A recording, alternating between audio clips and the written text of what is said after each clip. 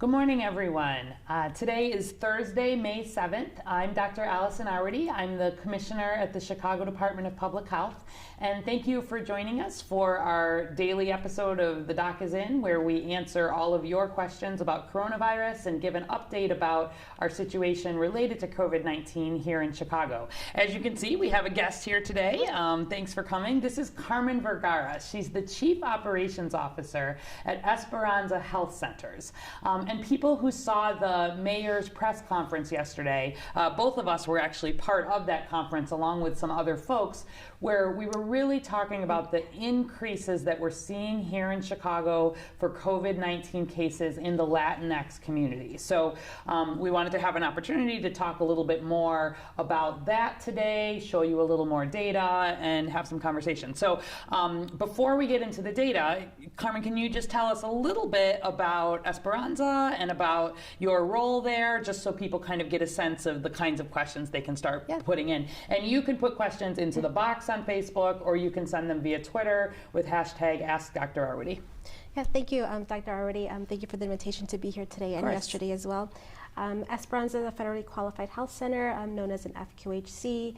We provide primary care services, which means we see pediatric patients, we see adult patients, we provide women's health services for prenatal care, and we also do behavioral health services in addition to psychiatry. We serve about 30,000 patients a year across 4 different locations that are all located on the south and southwest side of the city. Primarily a Latino population. The majority of our patients prefer for their care to be delivered in their native language, in Spanish. And we are really in the middle of helping patients deal with the COVID situation at this time. And so I'm excited to be here today to talk to Dr. Arwady a little bit more about what we're seeing in our community. All right, perfect, thank you.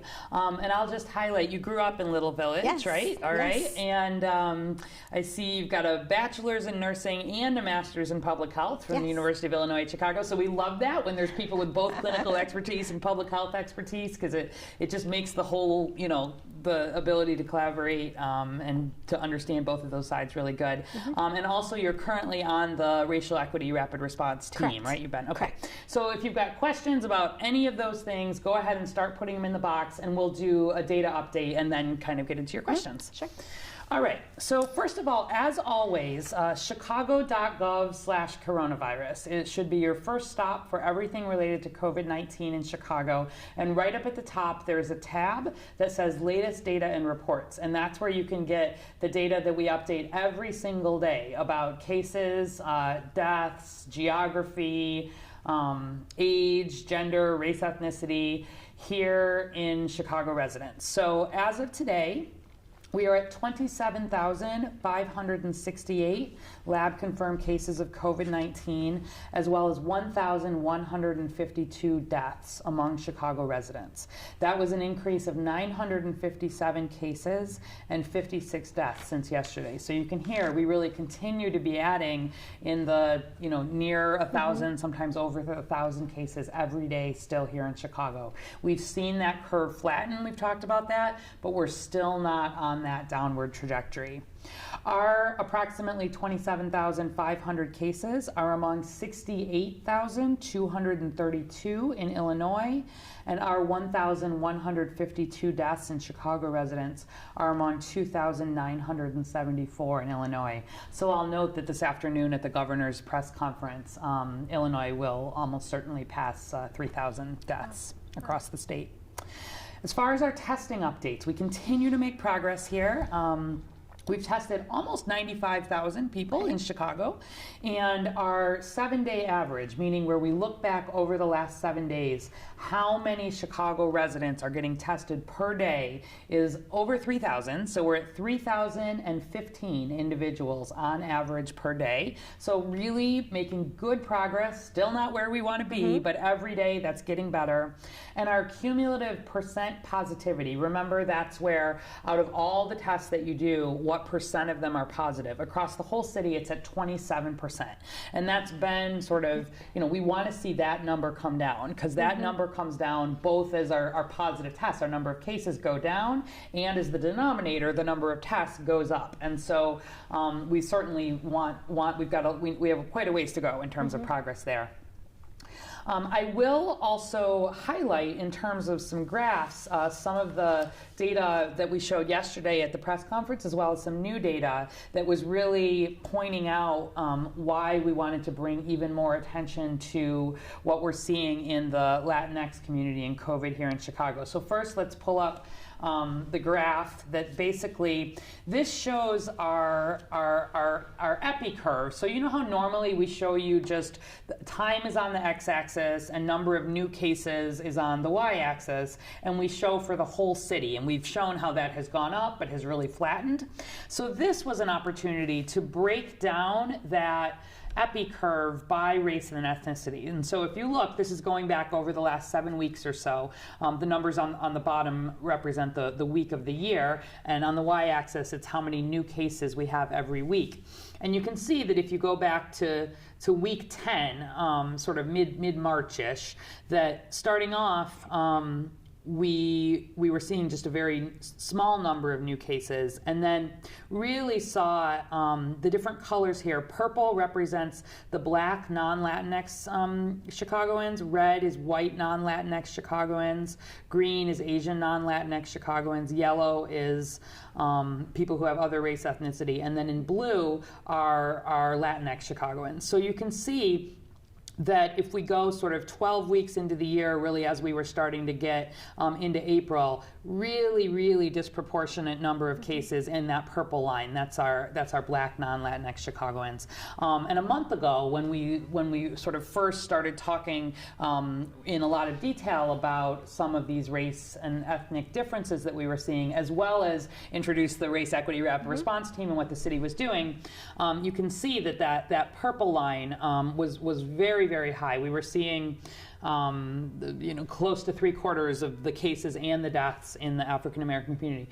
We knew even then that probably our Latinx cases were being undercounted because a lot of race and especially ethnicity data was not coming through the electronic lab reporting. So we've been working on that. But what you can see is that the purple line here has actually sort of plateaued and even come down a little bit. And so we still are seeing very disproportionately new cases in the African American community. As of today, 36% of our cases are in the Black non-Latinx community, and only 30% of Chicago is Black non-Latinx.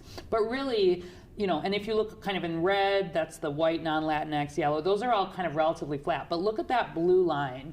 That's what we've been seeing in terms of Latinx Chicagoans. And so as of today, 38% of our new cases are actually in Latinx Chicagoans. Did you want to comment at all on that? Yeah, we were pretty alarmed because of what we've been seeing back at Esperanza. We've tested a little bit over 2,000 patients, and over 1,000 have tested positive. So we're seeing a positivity rate of over 50%. Yep. And in the past 2 weeks, it's been even higher. Just this past Monday alone, of everyone that we tested, 62% tested positive. And so that's in comparison. That's that 27% that I'm saying across the city. All the tests we're doing, between 25 and 30% have been positive, but then in your clinic or your clinics, you're seeing almost double that positivity rate. So, and so that tells us that where we see a lot of positivity, it means we're seeing a lot of cases, and we want to really drive testing in those areas. So let's move to the next graph, which just again highlights sort of where we are. This was from yesterday, but you can basically see that our percent sort of in the Latinx, and about 29% of Chicago is Latinx in ethnicity. About 30% is Black non-Latinx, about 33% is white non-Latinx, about 7% is Asian. And so you can see that well in white non-Latinx and Asian non-Latinx, we're having a lower percent positivity than you might predict in terms of just the population in Chicago. In both the Latinx and the Black, we're really seeing more than you would expect. And so you think about some of why that is. We'll show some data in a minute, but do you maybe want to start talking about your thoughts in terms of what you're seeing in clinic and why that may be? Sure. So one of the things that we've been noticing is that many of our patients are still working. Yes. And so they're essential hourly workers. They have to work every day, and so they are at higher risk for exposure in the place of employment. And so that's where we're seeing the biggest exposure. Yeah, so let's look at this. So we actually, this was some data that we did not have time to show yesterday, but I did want to pull it up here. So if we look at this graph, this is some work that the epidemiologists at CDPH have been doing, and this is by census tract. And what happens is when you fill out your census and you get counted, which of course we have been encouraging everybody to fill out and get counted, that data is used for all kinds of purposes. It's used most importantly to have representation for Chicago and to get federal funding for Chicago, but it's also used as our best understanding. It's only done every 10 years to know how many people live in a given area, how many people live in households, et cetera. And so this is an example of where we take some of that census tract data and we match it up to what percentage of people in a given census tract work in the broad occupations of construction, maintenance, production, transportation, and material moving. And the reason we chose those is that these broadly are a lot of the categories that are essential workers, right? Leaving aside healthcare, these are often jobs that can have the hourly work and that where people have continued to really need to go to work even while others have been staying home. And so if you look at this map of Chicago, in yellow is where less than 10% of people living in those parts of Chicago work in those occupations. And then all the way up to, in the darkest blue, is between 41 and 59% work in those occupations. And so we look at maps every day here, but as I think probably people are aware, a lot of our predominantly Latinx communities are in the Southwest and then in the Northwest. And you can see there's quite a lot of overlap there, where a lot of those essential workers are in those areas. I had not seen this map before, and so this seeing it this way, displayed in this manner, makes complete sense. And it's directly related to what we're seeing on site. That's right. And so this is where really thinking about what can we do, first of all, to make these jobs as safe as we can, right? We've been at the health department where there have been, as always, where there have been clusters or outbreaks in work settings. That's where we'll, come in and help figure out what needs to happen. We don't always regulate these work settings. If you think about some of the large factories, food production, those tend to be regulated at the federal level. But the health department can basically come and do the technical assistance around, are you doing the appropriate social distancing? What's happening in terms of masks? All of this thing to think about making workplaces as safe as we can. But also, if you then think about people working in these jobs coming back to their homes, and if there are vulnerable people potentially living at home and more potential for spread there. So, and that's the part too that we're seeing, that once someone is exposed at the place of employment, then they're coming home, they're living in multi-generational households, and then exposing other members of the family. Exactly. So then the last map that we wanted to show you actually has to do with something that we call crowded housing. And this is, again, data that is directly from the U.S. Census. So the reason we need everybody in Chicago to fill out the census is because it helps us actually see patterns of things like this here in Chicago, which then lets us drive resources and drive interventions. And so this, again, is a map of Chicago. And the way that we defined it here, that the epidemiologist did it, was what percentage of occupied housing units have more than one person per room.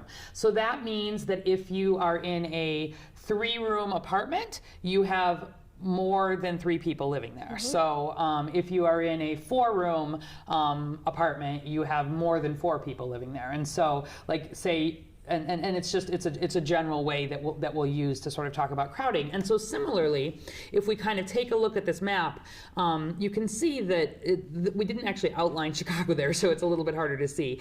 But basically, the lightest color, again, sort of in that northern part of Chicago where we were not seeing essential workers, where the socioeconomic status is broadly higher in Chicago. People live in larger homes and have more space and have more rooms.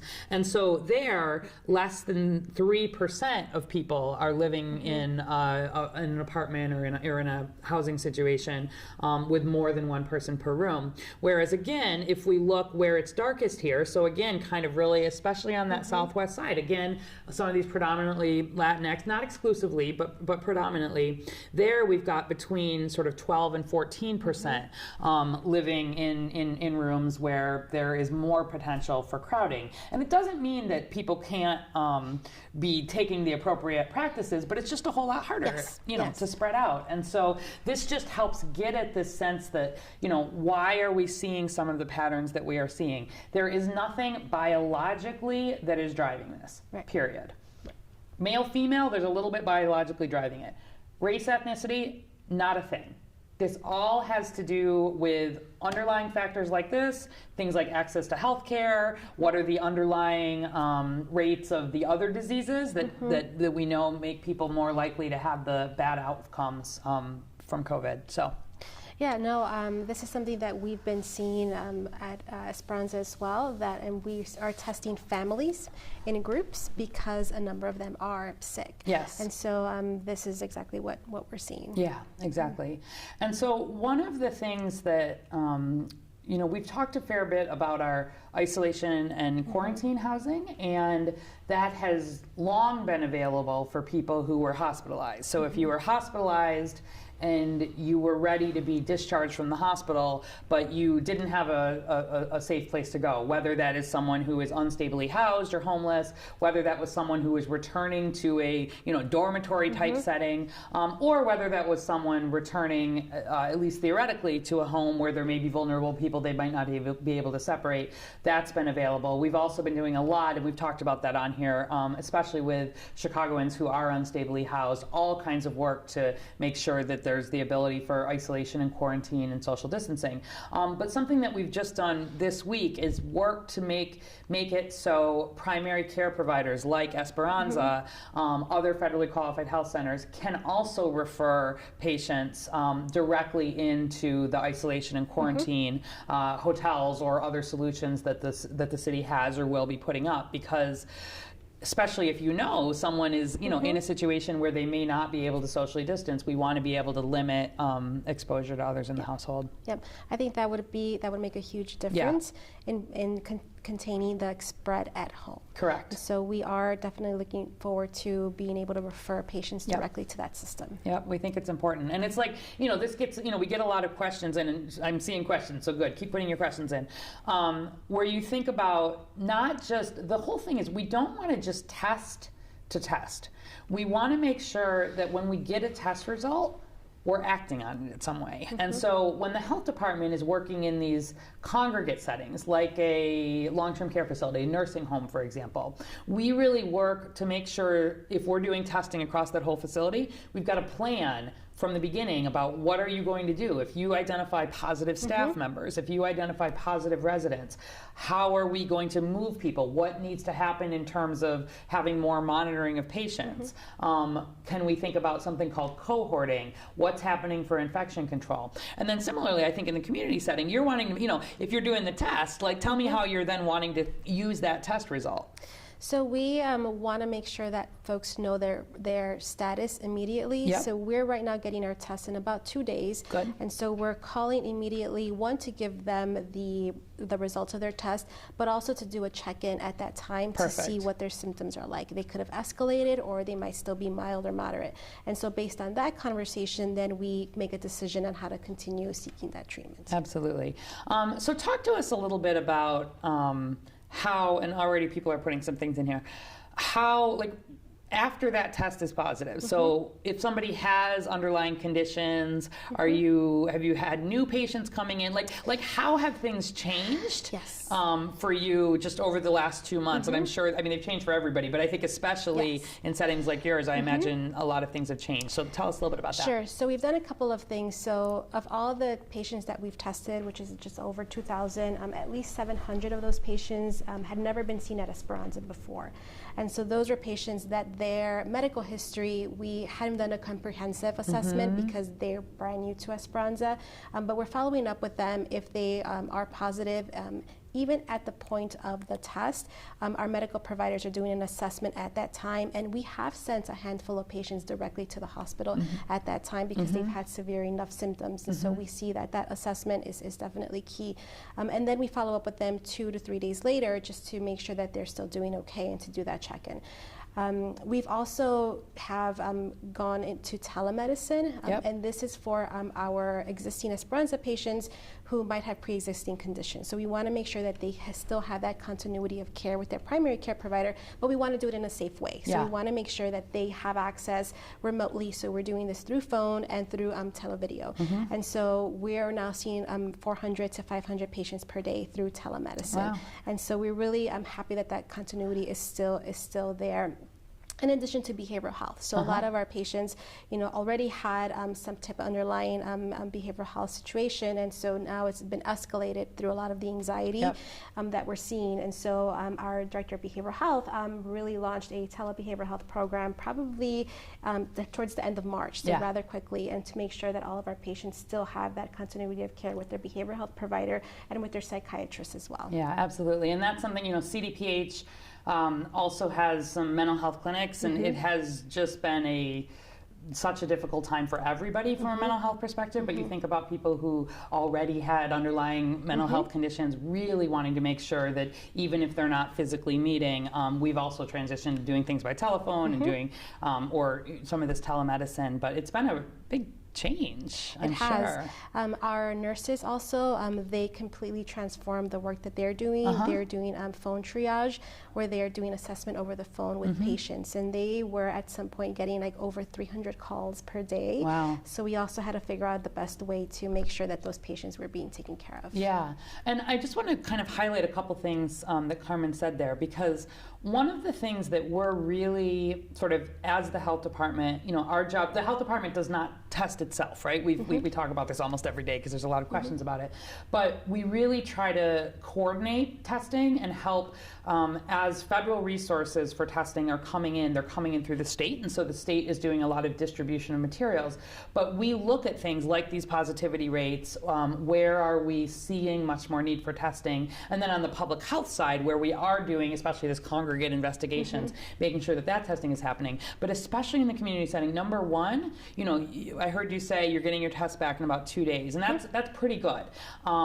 We early on, we were seeing, some of these sort of pop-up type things where it was taking 7 days, 10 days for a test to come back. That's really not very useful to anybody, because by the time that has come back, you're already through your isolation period. And so really, we keep a close eye on this turnaround time and trying to kind of help if there are situations where that's not through. And then the other is, we think it is such best practice and so important that this testing is done in conjunction with a provider, like in the outpatient setting.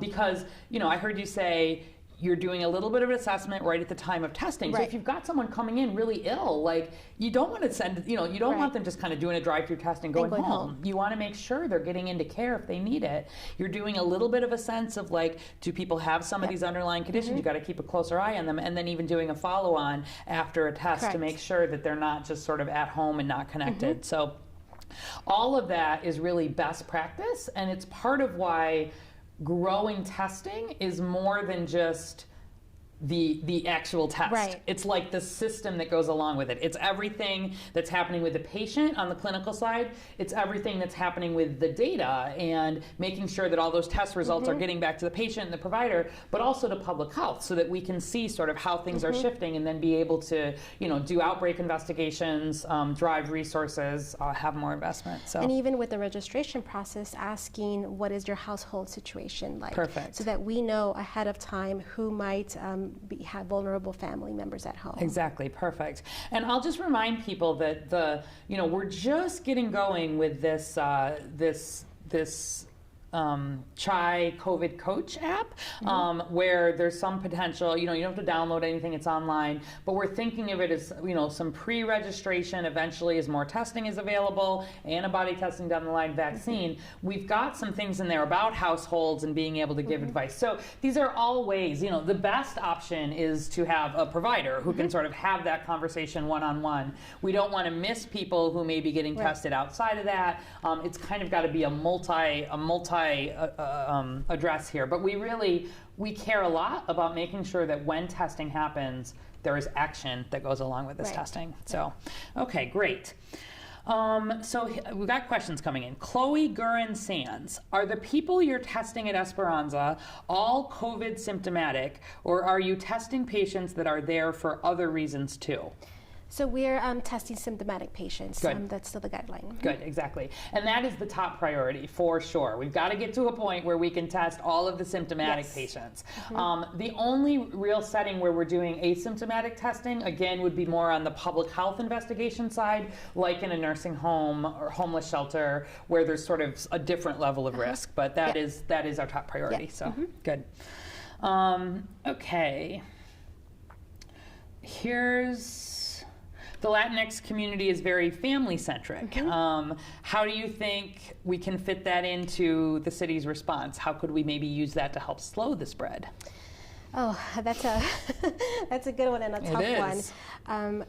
One thing that I think about is the 95 heat wave in Chicago, where in that situation, having a big multi-generational family household was actually protective during that time as folks kept in contact with each other. And here we're seeing it as a risk factor of an exposure.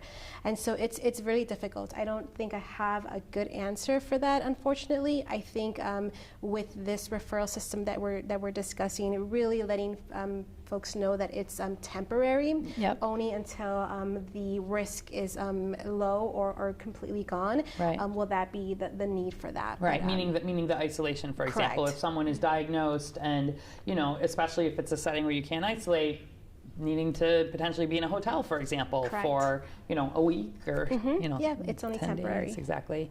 Okay. Can you provide an update on the Race Equity Rapid Response Team?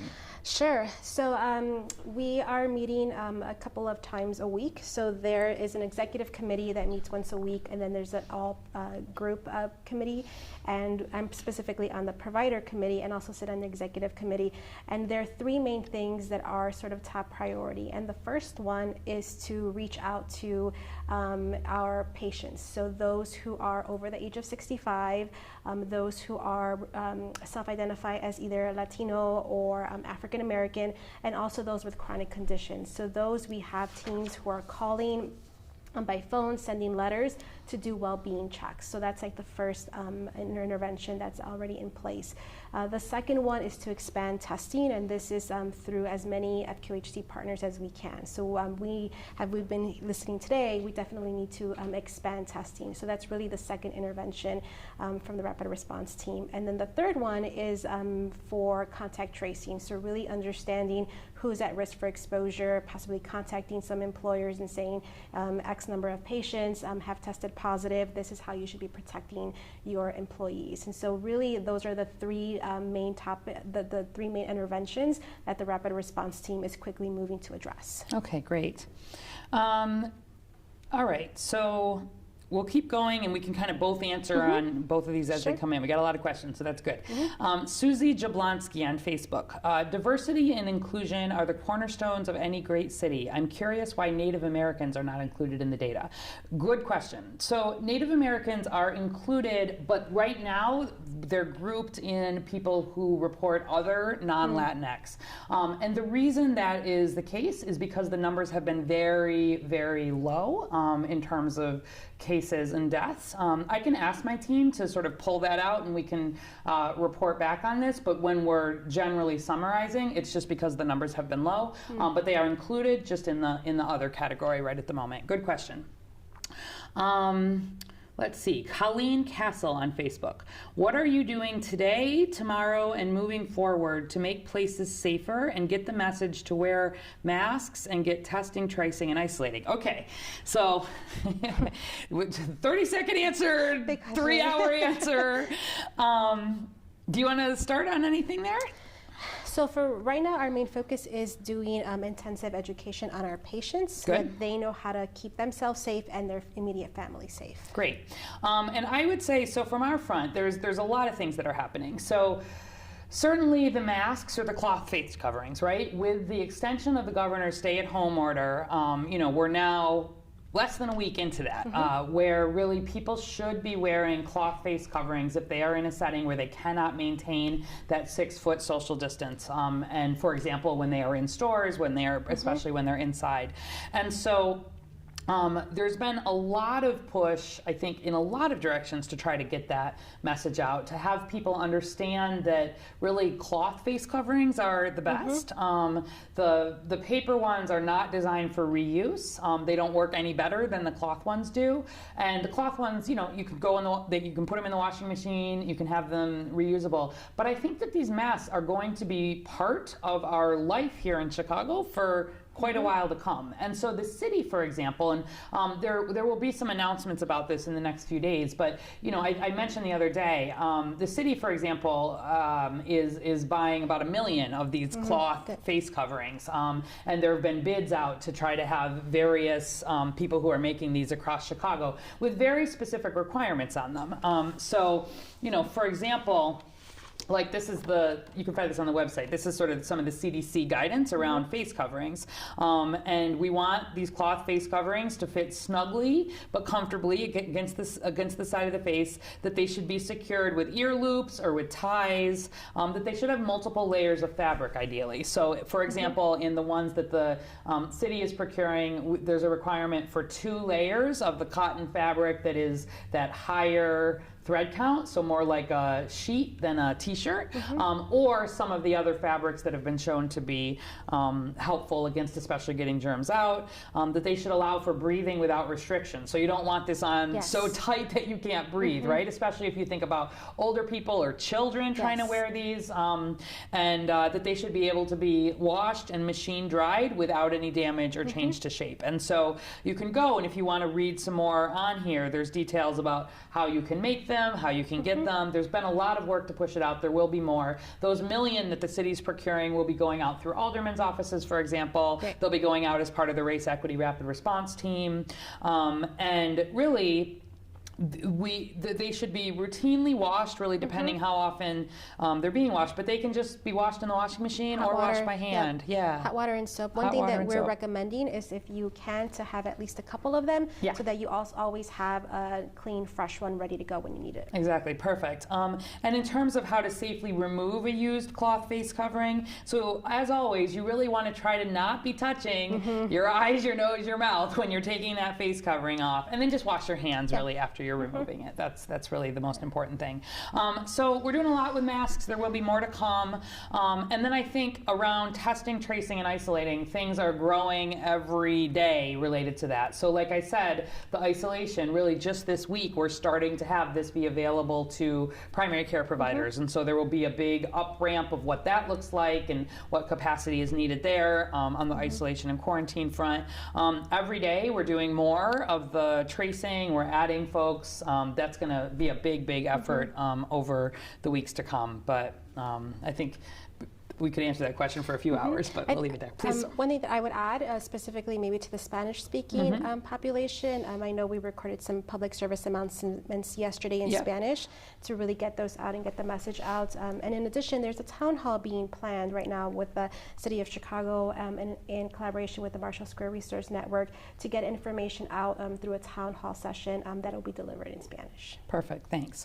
Marianne Fox on Facebook also with some more kind of mask questions and comments, wanting about the proper way to wear a mask, so which we just talked, but she says she's seen a lot of people, including in the stores, wearing masks below the nose with only the mouth covered. So definitely nose and mouth covered. That is the recommendation. Remember, those are the ways that your germs come out, especially, and that's the main thing that mask is doing. You are mainly helping protect others, and when they are wearing a mask, they are helping to protect you.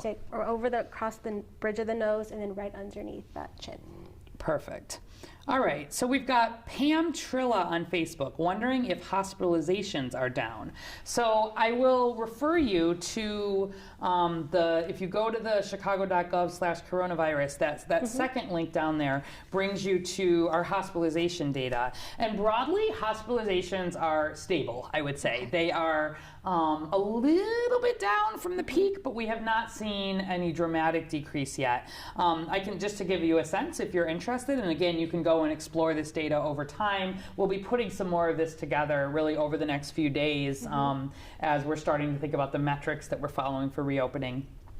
So we have, across all of our Chicago hospitals, not necessarily just Chicago residents, these are anybody who is in a Chicago hospital, we have 1,120 patients who are in non-ICU beds who have COVID-19 right now. For comparison, we have 4,545 patients who do not have COVID-19 but who need to be in the hospital. So you get a sense, right, that like about a fifth, about 20% of the beds that are occupied right now in the non-ICU are being taken up by COVID patients. So that's a lot of patients, but it's been stable. We've been watching it. The ICU beds are really the bigger concern because a lot of patients who get COVID-19 do go on to get pretty serious illness. Now remember, the bulk, 80% or more, never even need to go to the hospital. So that's good. But of the people who do need to go to the hospital, we see, I mean, we're still, as we learn more about this, learning what these numbers are, but 5-7% needing ICU level care. That's a lot of people getting really seriously ill. And so the ICU capacity is the one, at least in our Chicago hospitals, that we watch a little more closely. So at baseline, our Chicago hospitals, when they have not surged for COVID, there's between 800 and 900 ICU beds available kind of across the whole system.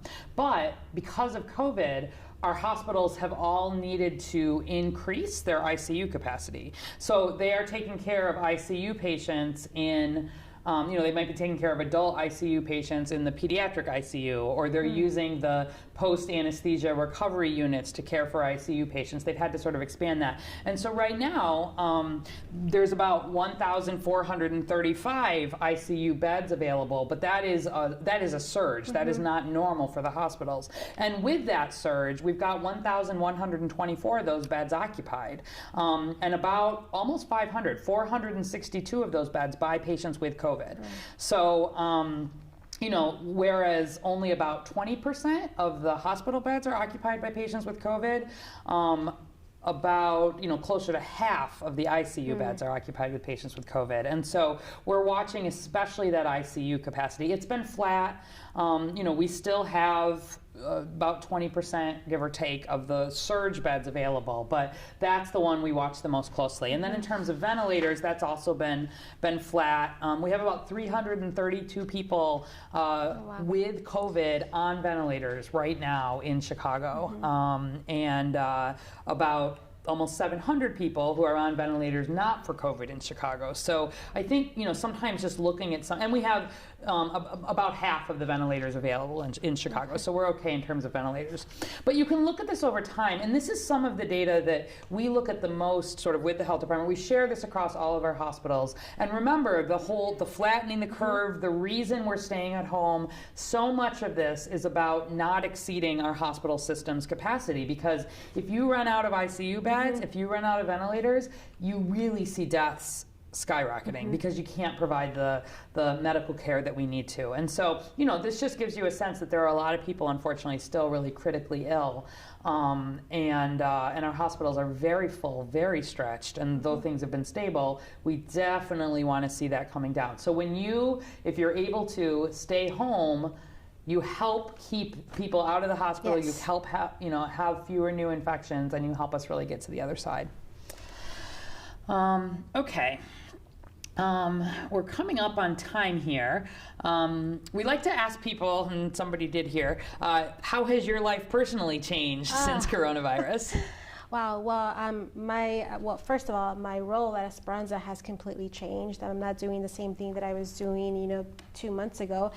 So it's been some long days, definitely for sure. But we have a great team. Everyone is really invested in the work that they're doing. Very mission driven, and so everyone wants to make sure that we're doing everything we can to keep all of our patients safe. But we've had some really long days, working into the evenings, working on the weekends, and so our hours have extended. Many of us are now also working from home, which is also a big change for us. We're used to the telemedicine and everything. Yes, for sure. It's a big change for us. So we've had to to sort of, change our workflows. Right. Now, the good news about telemedicine is that our no-show rate has decreased significantly, and this is good news. Yeah. And the reason why it's decreased is because it's so convenient. Right. You can answer the phone and Right. maybe do it if you're at work or at any more convenient time. So we're really happy to see that the no-show rate has decreased. It means that patients are keeping in close contact with their primary care providers, and Right. that's super important. Yeah. So personally, I think I'm like everyone else. I'm doing my best to stay at home, just really measuring when I go out to do groceries. And it's just, keeping contact with my parents and my siblings through FaceTime. It's, something that I definitely need. I myself, I'm used to seeing them once a week at least. And so now it's been really difficult that it's been, about 2 months since I've seen them last in person. And so I've been doing some of that. My partner at home, he's a stand-up comedian. So he's definitely been keeping everything light and fun for me on some downtimes. So that's been great. Okay. I could use a stand-up comedian in my life right now. That'd be lovely. All right, thanks.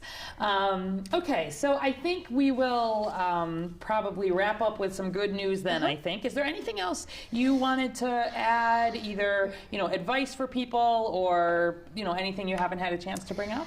So I would just say definitely keep in contact with your primary care provider. They're your first source for any information or any symptoms, if anybody's having any of that.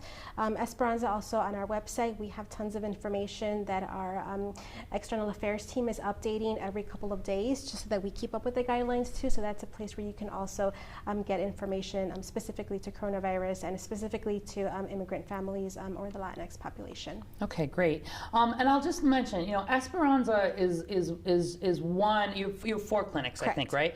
So 4 of the about 200 federally qualified health centers. There's sometimes some different types within that. But we have a lot of these clinics. They're really the backbone in a lot of ways of our primary care system in Chicago.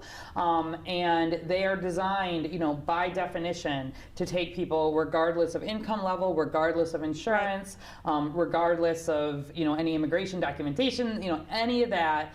And they provide amazing care around the city. So, really want to thank you and your whole team for the work you do every day, but really stepping up in all kinds of new ways. Like, you guys have a drive-through even, right? Yes, Going we next do, to at the both clinic. of our locations. Yeah, at multiple locations. And this is just one example of really primary care all over the city, changing practices, stepping up. So we want to make sure, again, we're using our COVID response first to get through COVID, but also how can we create a better health system for everybody? And really doing the work to make sure people are linked to primary care providers is a best practice and something that will take us sort of long beyond COVID. So we've been thinking, as I know you have, about how to use some of the work that we're doing around COVID to better link people to healthcare all the time. And I think especially, where we think about some of the data that we showed today, just this increase in the Latinx community especially, really pushing us to try to do a better job of making sure that we're getting language out that's, multilingual, that's accessible, that is reaching people on the other side of the digital divide, that we're trying to address some of these underlying factors, as you've heard the mayor talk about. But it's not just about getting a COVID test, it's about getting into the care that can be provided. All right, so a couple just things you can do and a couple of positive news things. So one is highlighting, almost every day we get some, new initiative that people are really rising to the cause and doing things around Chicago. So we've got one called We Got Us, and they're delivering care packages to the city's south and west sides that have groceries and face masks, hand sanitizer, soap, protective items. And they have a hotline where there are volunteers who are connecting callers to other community resources, food pantries, testing centers, etc. And so it looks like some of the people who are organizing this include an organization called Healthy Hood out of Pilsen. Tanya Lozano is the founder there. But there are others. Ashley Smith, there's a radio personality from Hot Rod of Power 92. Ball Illinois, Babes Only, Project Swish. I love it. I don't even know all of these organizations, but the point is they're really getting together. They're joining with Chicago Beyond, Youth Health Service Corp, the Resurrection Project, the Good Deed Crew. They're getting together to say, how can we, we all already do things to help provide resources to families. How can we take our neighborhood-based community impact and meet some short-term needs in historically underserved communities, but then also think about how to kind of grow this long term. So love that. They've got a website, and the We Got Us COVID hotline is 773-839-9782. 773-839-9782. So particularly focused on the south and west side, feel free to check them out.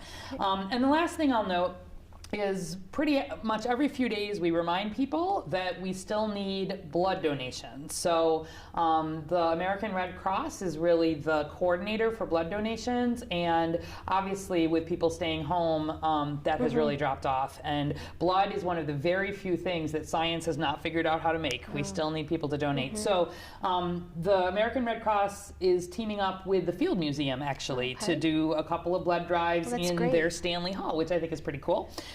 So they're doing a blood drive on May 11 and May 26. And if you've been in that big hall in the Field Museum, there's a lot of open space, so they can have the social distancing. They'll have the hand sanitizers. They'll make sure all the safety is in place. It looks like they've already filled up their slots for May 11, which is great, but 9 a.m. to 3 p.m. on May 26th at the museum. There are spots. You got to sign up online for an appointment. So go to Red Cross. It's redcrossblood.org/give, but you can find it if you just Google Red Cross. So whether you do it at the Field Museum or whether you do it at any of the other sites around Chicago, if you're healthy and able to give blood, know that they're really working to make it a safe experience for you, and you're really going above and beyond to help out others at this time of need. So I think with that, thank you so much again. Yes, thank you. Carmen Vergara, the Chief Operating Officer of Esperanza Health Centers, and we will be back tomorrow.